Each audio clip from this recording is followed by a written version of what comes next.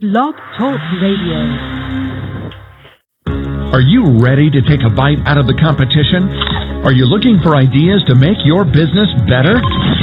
Welcome to the Core Business Show with Tim Jacquet, sponsored by Apple Capital Group. At the core of every successful business, you'll find people making a difference. And with each episode of the Core Business Show, we talk with those people, examine those ideas, and explore the strategies that make them special. Now, the host of the Core Business Show, Tim Jacquet. Good afternoon and welcome to another episode of the Core Business Show. I'm Tim Jacquet, your host. Today I have the pleasure of having Father Maurice Nutt, who is a priest out of St. Louis. He's going to join us on the program today to talk about being Black in the Roman Catholic Church.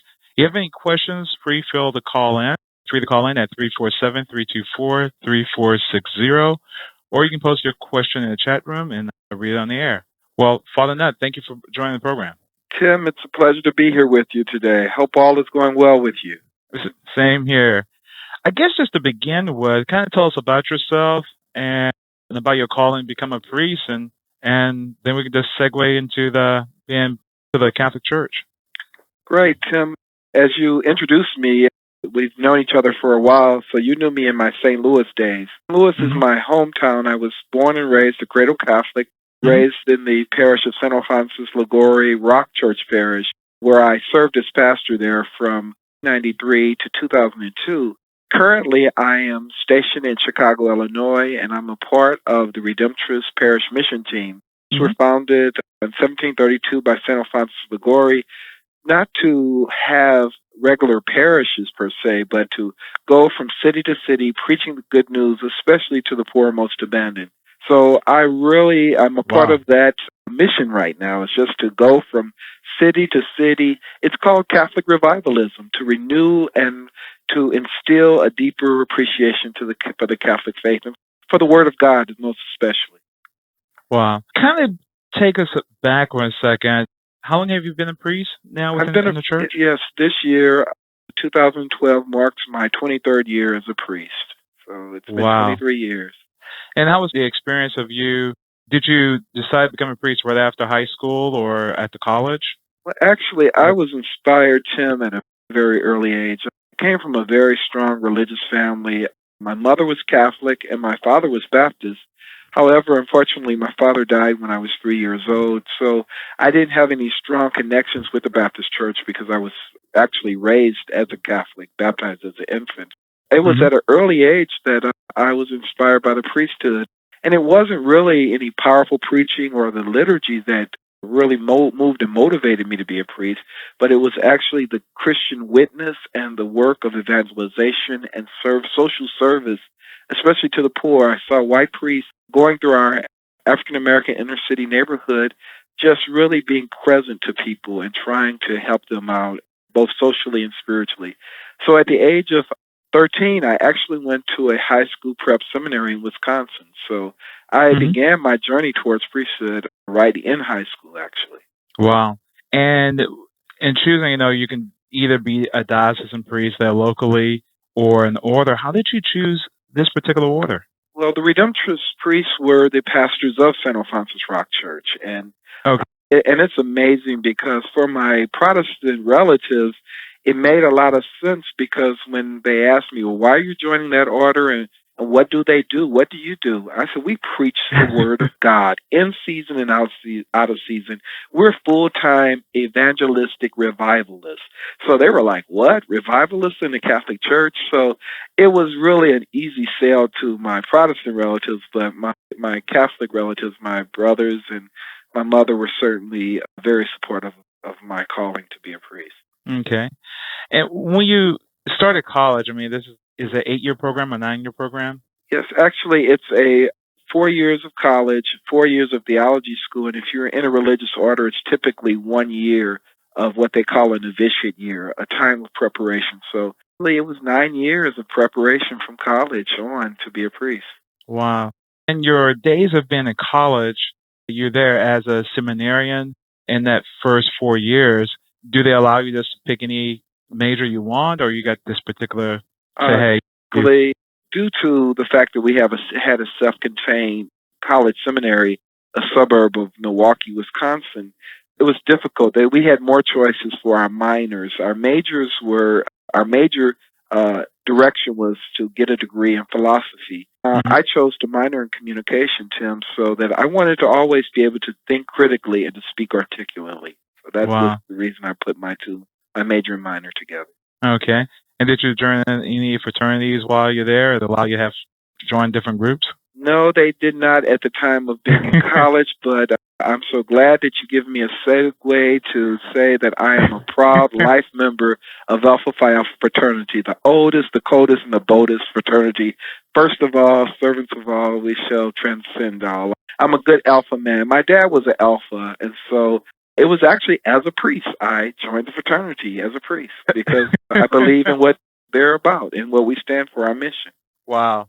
I know you just got back from a conference, just a week ago, right? Right. I was in Minneapolis for our Midwestern Region Convention, so I'm very active. So I'm father-brother, so. It's a funny thing. My stepbrother, we went to something in Tulsa, and I said, okay, I'll just meet you there on the very last day. But it's amazing. His frat brothers who are the older guys in their 60s, 70s, and 80s, and they come down with a cane. They still working it. Oh, yeah. They're the cane crew, so he's a Kappa. That's all right. Crew. Yeah, that's all right. Yeah, great men as well. 60s, 70s, and 80s. Oh, that's wonderful. Yeah. It's a good professional bond of black male brotherhood. And I think that is so important. So. Wow. Tell us this journey regarding the Catholic Church. It's being black is, going back to who we are probably in the 1800s, how did blacks become Catholic?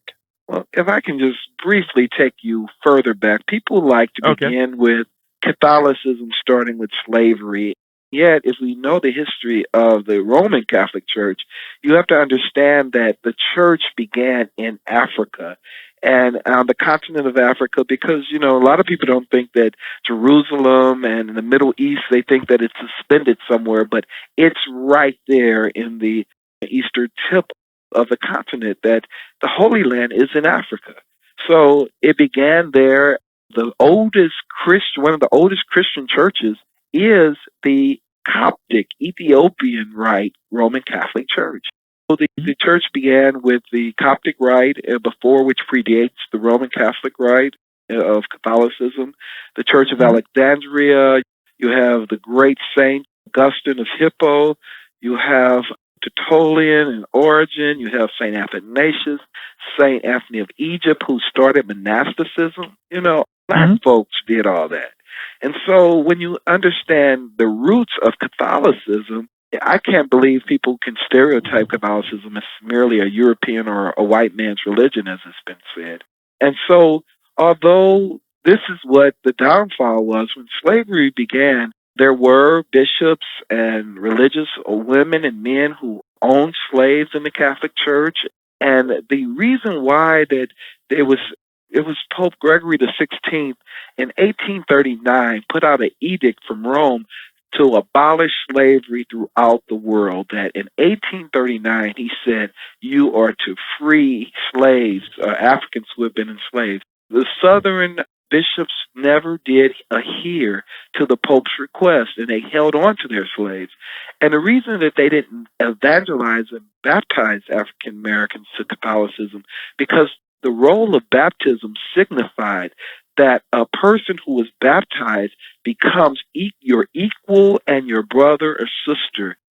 And human nature did not allow them to really free and understand Africans being able to be their equal, their counterpart, their brothers and sisters. It was in the cities of New Orleans and Baltimore, respectfully, that many Catholics began to evangelize the black community. And that's why even today, those are two major hubs, Baltimore, Maryland, and New Orleans, Louisiana, are where many slaves were baptized and many were freed and were practicing their Catholicism very freely. We also know about segregation in the Catholic churches. There were many separate churches. a black Catholic church and a white Catholic church, or if you went to a black church, if you went to a Catholic church that was predominantly white, you had to sit in the back or in the balcony.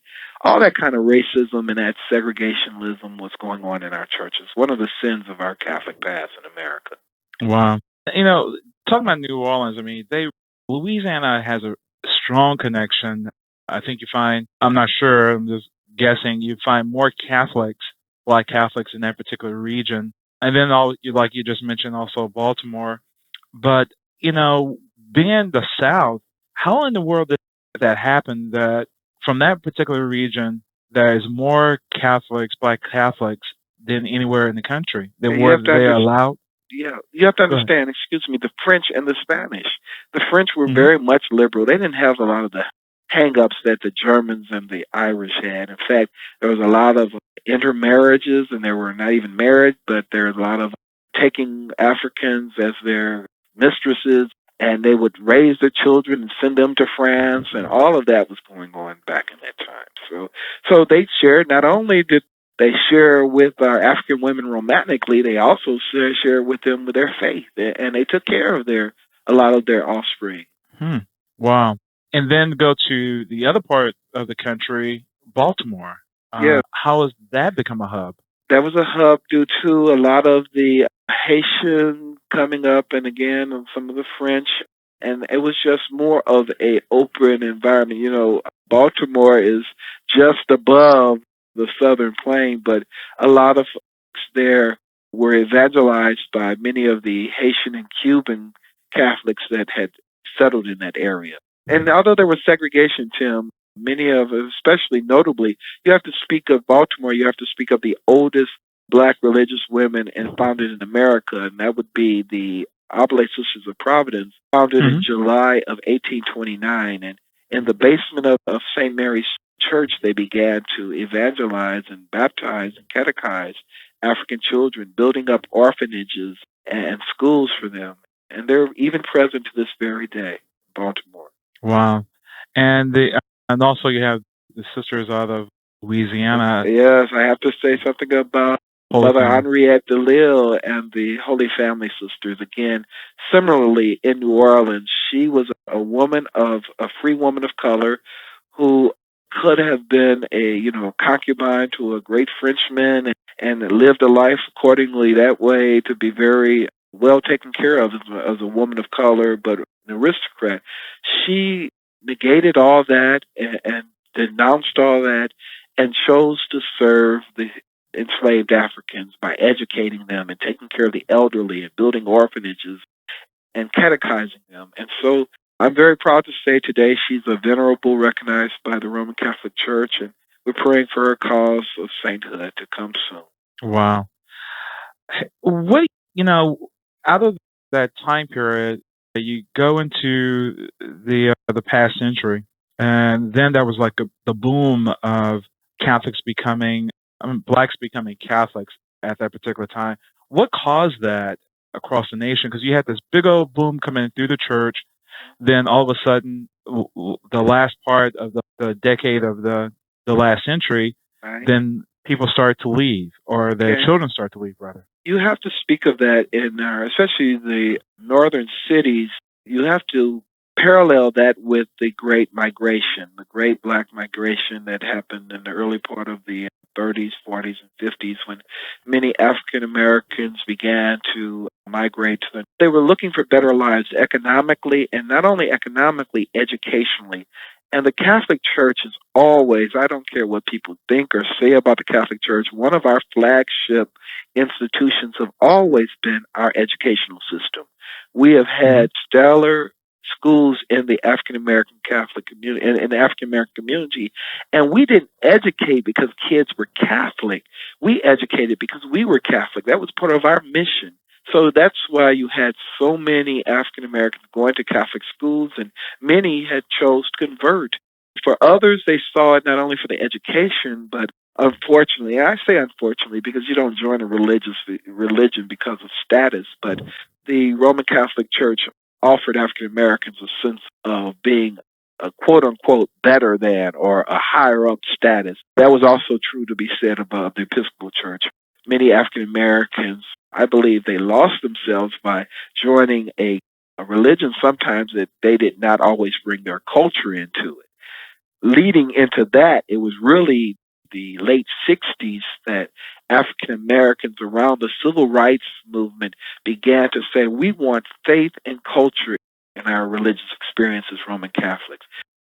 African American Catholics were able to say, we bring all of ourselves, our culture, our music, our rhythm, our song, stories, everything we bring to our faith, as which is important because your personal cultural experiences is how you experience God. So you theologize, you come to an understanding of who God is by knowing who you are, because we are all made in the image and likeness of God. And so to say that, Tim, is to say that my God understands me as an African American man and all that entails. Mm-hmm.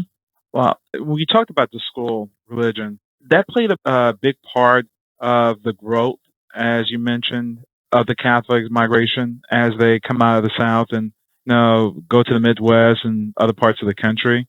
You think because of the foundation of you in the environment, and that's what you know, and you took that with you, and then that since that's the only thing you know, you just stayed with it. Yes. And go ahead. Go ahead. No, you go ahead. That's fine. And also, I've noticed with even for some people who are in different religions, they've been going to Catholic school, I mean, pretty much all their life. Pretty much they know two different cultures. And sometimes they will migrate if they're like on the verge of like a Lutheran or a Episcopalian or a Presbyterian type religion. They will become easier becoming Catholic because they have been in Catholic school all their life. And pretty much most of their life they've been celebrating as being Catholic in one sense. Exactly. But you have to understand that it's not only those who were similar to Catholicism that have been evangelized or converted to the Catholic faith.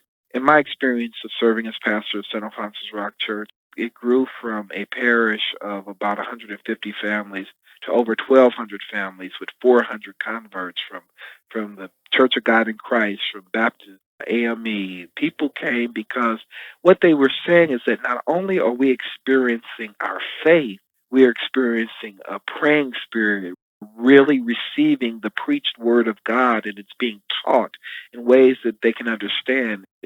And also what was important was that their African identity, their African American culture was being celebrated in the ritual of their Catholic faith.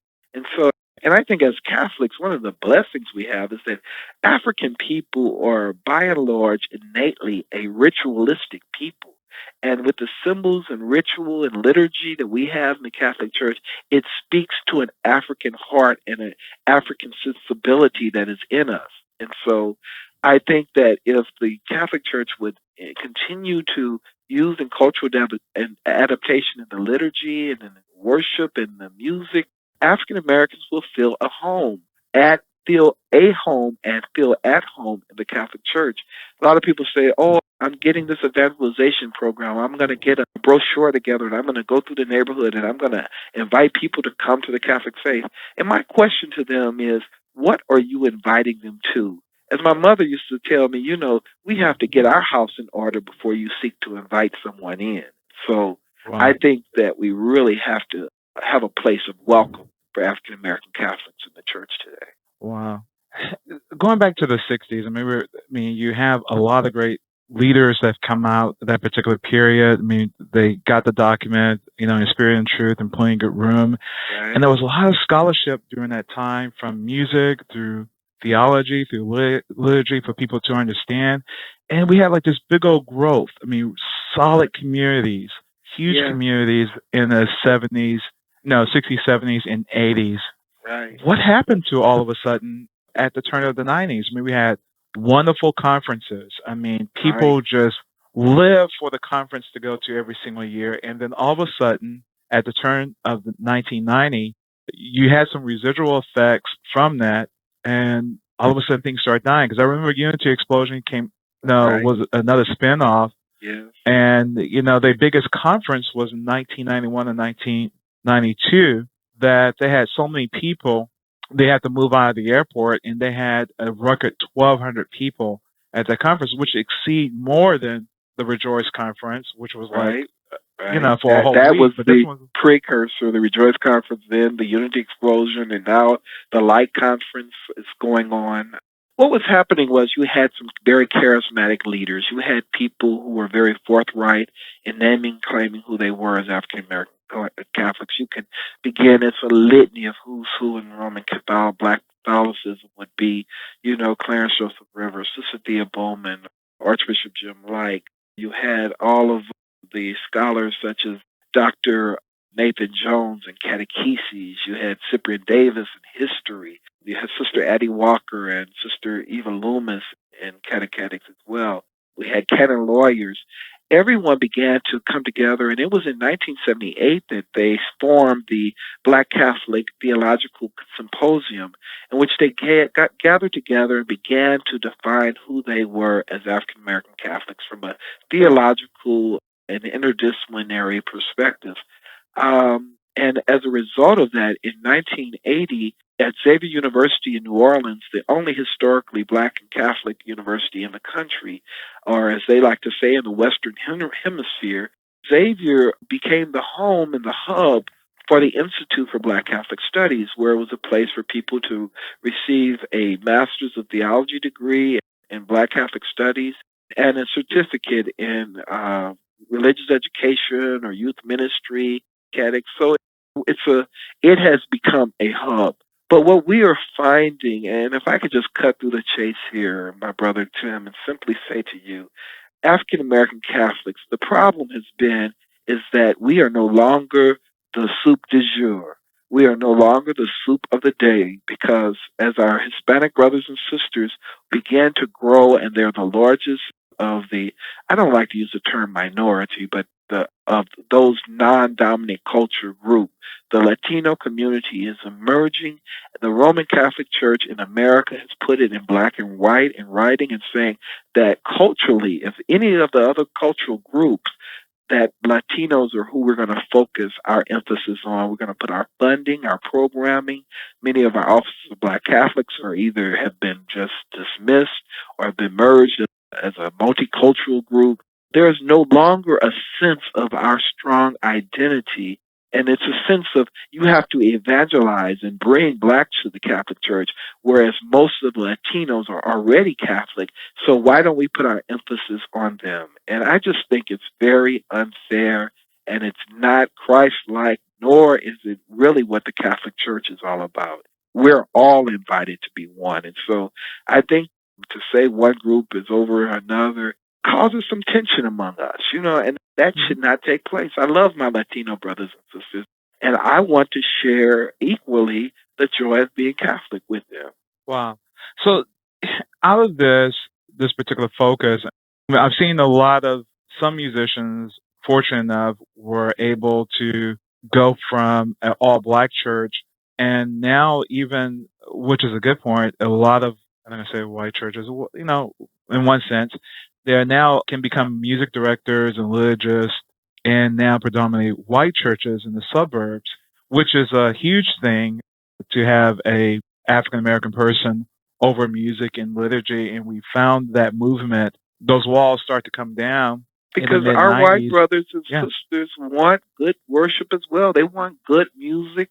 When I was pastor of the Rock Church in St. Louis, while I was in the inner city, a predominantly African-American Catholic parish, our parish as it grew, while it was 99.8% African-American, when I first got there, when I left, it was 30% white, 70% Black. So, a lot of our white brothers and sisters, they want a church that is alive.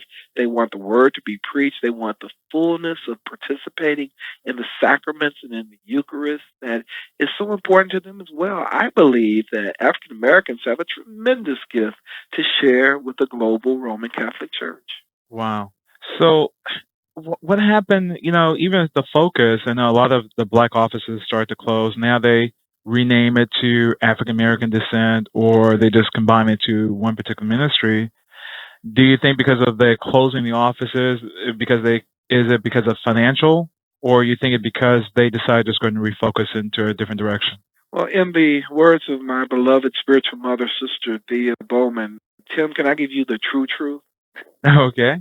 Yeah, the true truth, Tim, would simply be this, is that I find that there is a lack of growth among African American Catholics, and we're hemorrhaging because I don't believe, one, that our preaching style is reaching the congregation, especially to our younger group. They find Mass to be boring. They find that the preaching is irrelevant. It doesn't speak to where they are. There's also a sense that in some Catholic churches, the music isn't inviting or it's not participatory. I find that a lot of our young people don't feel that they are accepted in roles of leadership and ministry. In my revivals and missions, I stopped having a youth night. I said, why do we relegate our youth to just one day of a revival when, they should be in the church every night and then part of that worshiping body? When we put our kids on the sideline, we're saying you only matter just in a little bit, or we'll highlight you one day. No, we need to lift up our young people each and every day and to secure them not only as our future, but they're our present. They're our right now. And we need to be safeguard them and encourage them and promote their role in the Catholic Church. And I don't think that's happening enough as well. So with the leadership itself, I know we're getting a lot of priests from that's starting to come in, and some other countries as well. Just not even they're not India, just placing African. Poland, yes, Yeah. Black community. You think there's a big cultural difference that they can't relate to? Is it just just relating to being American is not the only complaint, but also if you look at other churches as well, they don't understand the culture. Being American, you think that's also the problem with that, or why they leaving? Right. We don't have priests that can serve our communities. It's rare when we get African American young men to go to the seminary and to persevere on to priesthood, and that's why it's always a great day when one gets ordained. And it's important that we have our own indigenous leadership, but there's a lot of factors. There have been seminarians who have gone to the seminary, but the seminary doesn't always embrace who they are, do not try to reach out to their culture. In fact, you are more or less expected to assimilate into the dominant culture of the seminary. That's a sin before God. No one should ever have to give up their whole personhood in order to serve God in the Roman Catholic Church. So what type of personhood that they have to give up, who they are? Well, in many ways, there's not going to be any cultural expression in the liturgy that is in the seminary. Everything is pretty much going to be from a European-based worship perspective. Our seminaries does not have classes that speaks of, like, for instance, Cyprian Davis's book and his course on the history of Black Catholics. I think in the United States of America and all of our seminaries, that course should be mandated for everyone, to learn the culture of the people in this country. I also feel that in preaching style, that while you're going to be preaching in basically a European area, fine, there is what they call basic fundamentals of preaching, but I think we need to be exposed to other realms of preaching, such as an African American Black preaching style, So not that they have to take on that style, but they're at least exposed to it and know that there is more than one way to worship in our faith and in our church.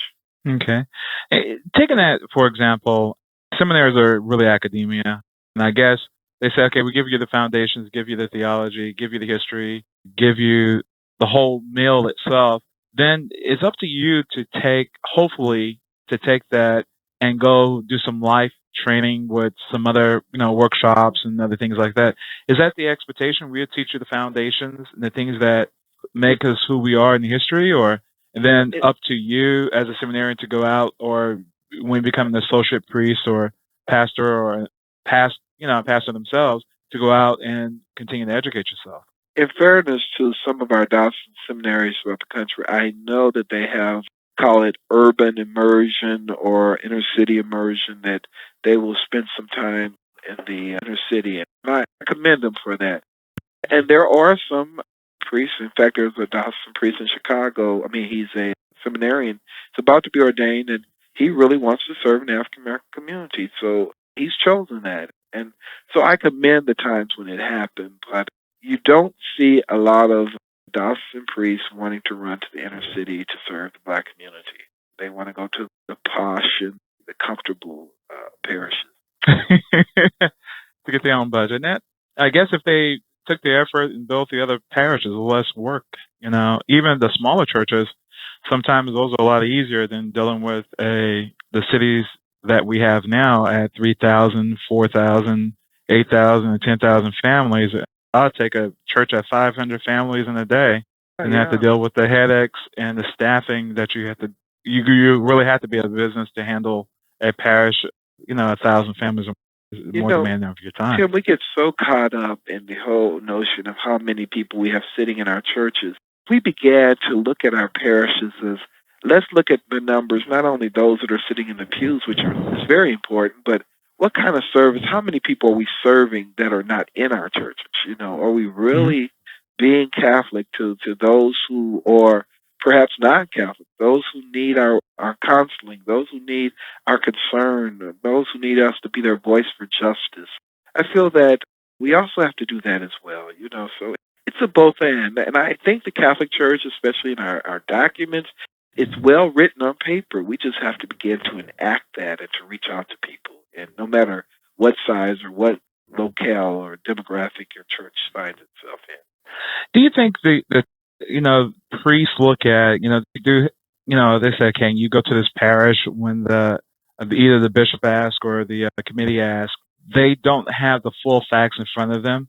They say, well, the offer is made, but they don't have the whole facts of the church, and say, man, I don't really want to go there.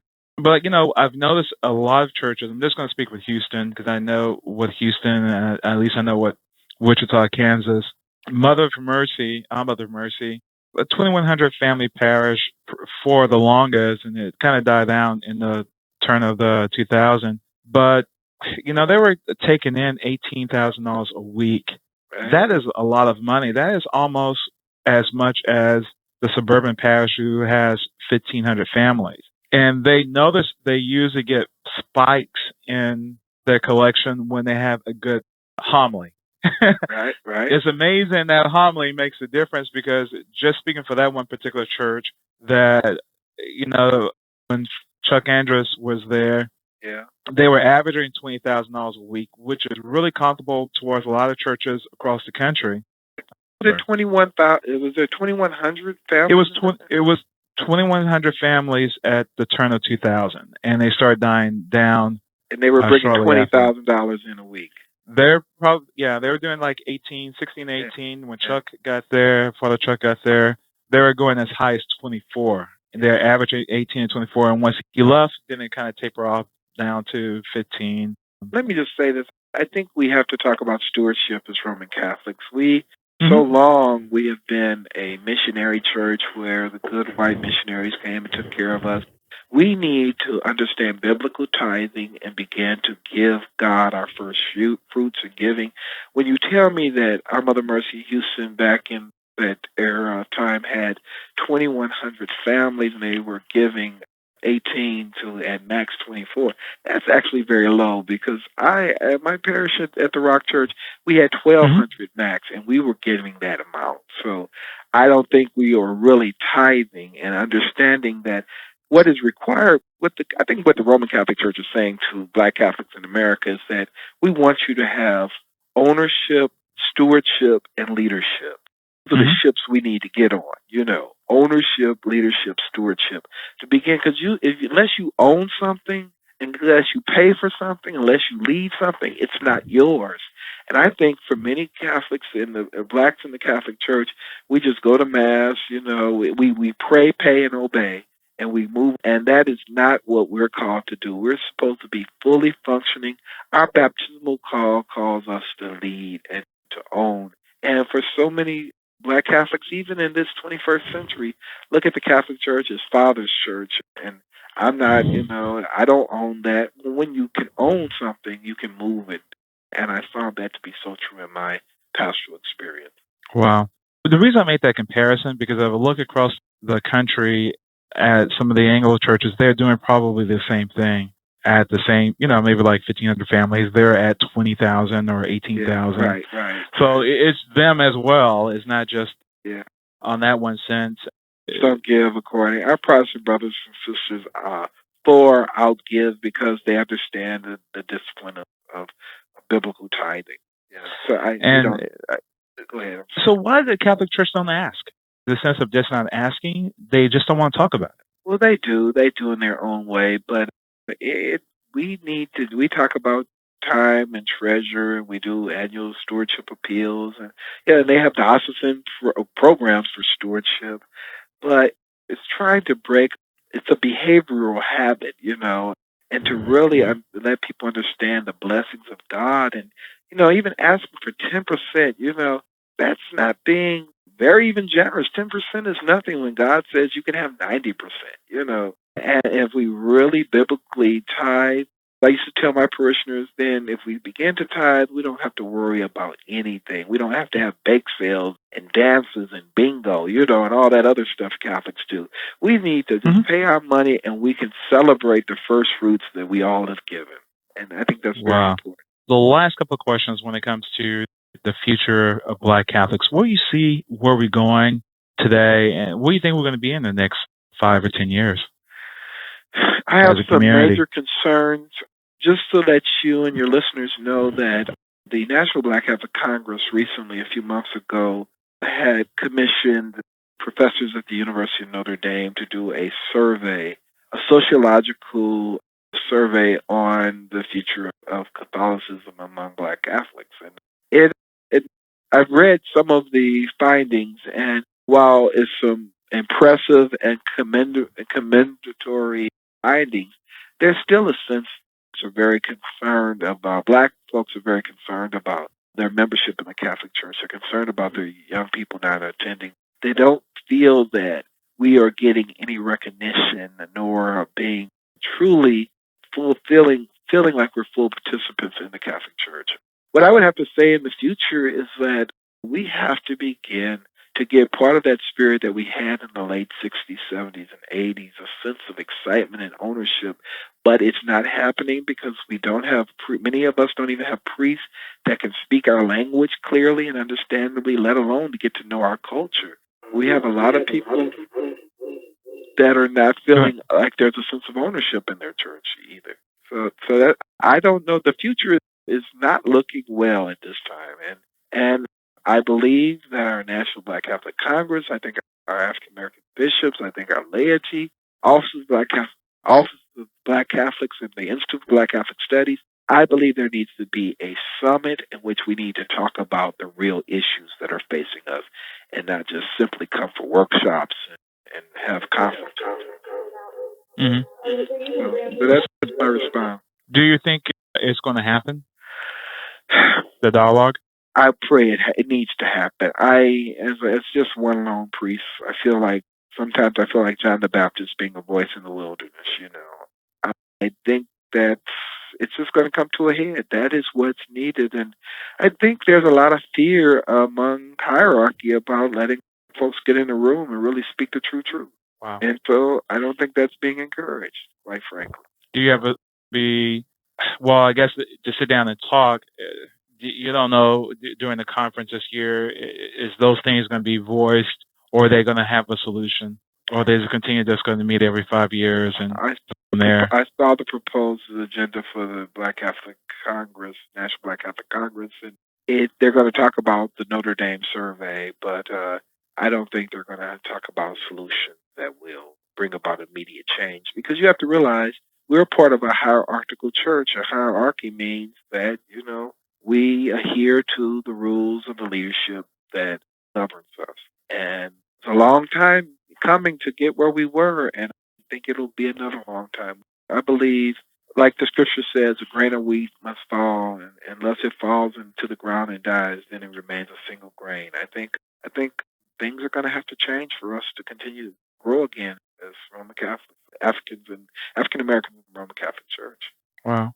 Anything you want to leave us with? Just want the perceptions often, Tim, of Catholicism among African Americans are just off kilter. I hope that your listeners will read, study, and understand the roots of Catholicism. And when you do, we were there. And when I think of Catholicism, even when Christopher Columbus got lost in 1492 and showed up in St. Augustine, Florida, there was a man with him of color named Esteban, which is Steve in Spanish. But Esteban was with Christopher Columbus when he got lost and showed up here on these shores. And he was Catholic. So there was an African Spaniard Catholic there when Christopher Columbus showed up. So we have been in this country for a long time, and we have been a part of it. And there's been major contributions made by many of African descent. I just want you to understand, read, dialogue, and to learn to appreciate our faith, as I do. Wow. Well, again, thank you for coming in and sharing us that information. Any resources you can point our listeners to if they want to know more about the faith itself and about the culture of Black Catholics? Yes. I would ask, first and foremost, if you want to know about the Catholic faith, check on the website of the United States Conference of Catholic Bishops, based in Washington, D.C. They will give you a lot of resources about the Catholic faith, how to find a local parish that I hope will be welcoming and inviting. And if you want to know more about Roman Catholics who are African American in descent, Black Catholics in the United States of America, please check out Father Cyprian Davis's book, The History of Black Catholics in the United States of America. Also, there's a book just recently came out that I think it is a must-read. It is called Racial Justice in the Catholic Church by Father Brian Massingale. And that really talks about where we are, and I think it brings a lot of solutions to what we need to our problems for today. Okay. And also, of course, you did mention there are seminars in New Orleans at, was it Xavier? Oh, of course. Oh, my Lord. As a professor there, I should really speak about that. The Institute for Black Catholic Studies is a wonderful, currently 3-week program.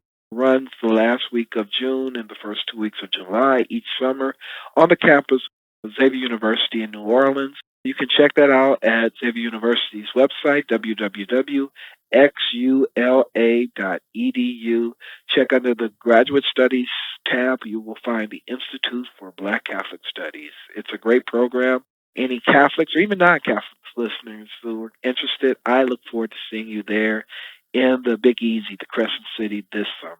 Great. Well, thank you for coming on to the program. And I have to ask this question. Have you been to Sweetie Pies? You see, thinking about St. Louis.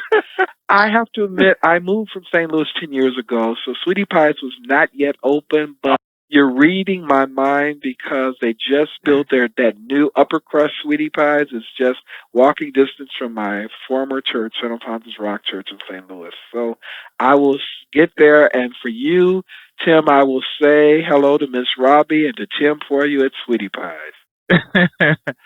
No problem. Really appreciate it. Well, thank you for coming on the program. Again, thank you so much, Father Nat. All right. God bless you now. Okay. God bless your listeners. Same here. Take care. Bye-bye. Okay. Bye-bye. Again, you can download this episode on iTunes or Blog Talk Radio or blog.apple Capital Group or even podcast feed. Thank you for listening to the program, everybody, and have a great Tuesday. Take care. Have a great day. Thank you for listening to the Core Business Show with Tim Jacquet. For more information about equipment financing and asset-based loans, visit our website, applecapitalgroup.com. That's applecapitalgroup.com. Or call us at 866-611-7457. We hope you'll join us for our next episode. And remember, you can always get to the core via iTunes. You'll find all our previous episodes there. And thanks again for listening to the Core Business Show with Tim Jacquet.